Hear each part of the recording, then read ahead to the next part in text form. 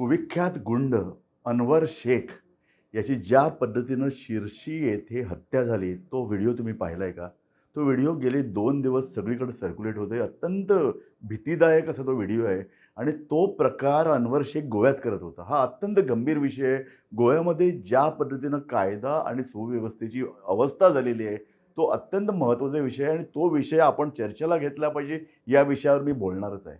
अनवर शेख याचा मडगावमध्ये आणि नावेलीमध्ये विशेषतः ज्या प्रमाणे गेल्या 20 वर्षात उदय झाला, तो एक भयानक प्रकार आहे. एका स्थानिक राजकारणाला हाताशी धरून हा माणूस आपलं हे जे काही उचापती आहे ते वाढवत नेत होता.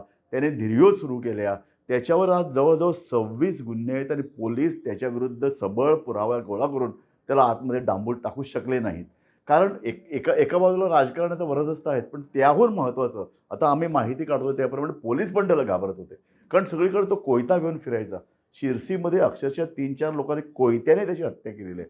तो स्वतः हाच प्रकार करायचा. दुर्योग चालू असताना हा कोयता घेऊन तो फिरत असल्याचं दृश्य लोकांनी पाहिले आहेत. अनेक लोकांवर त्याने कोयत्याने हल्ले केले. त्यामुळे लोक घाबरायचे. पण लोक घाबरायचे सोडा, पोलीस का घाबरत होते?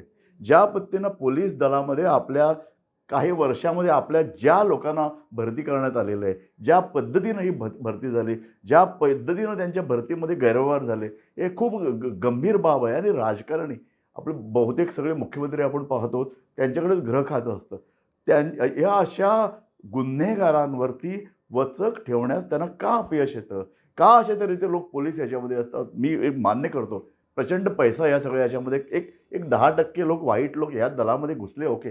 परंतु 90% लोक जर अशा प्रकारचे वाईट लोक, पार्श्वभूमी असलेले लोक जर पोलीस याच्यामध्ये येत असतील आणि पोलिसांचा जर कंट्रोल राहत नसेल, तर राज्यामध्ये कायदा सुव्यवस्था निर्माण होणारच आहे.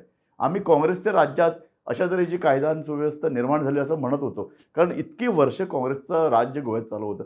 परंतु त्यानंतरही काही फरक पडलेला दिसत नाहीये. हे हे हे अत्यंत वाईट आहे.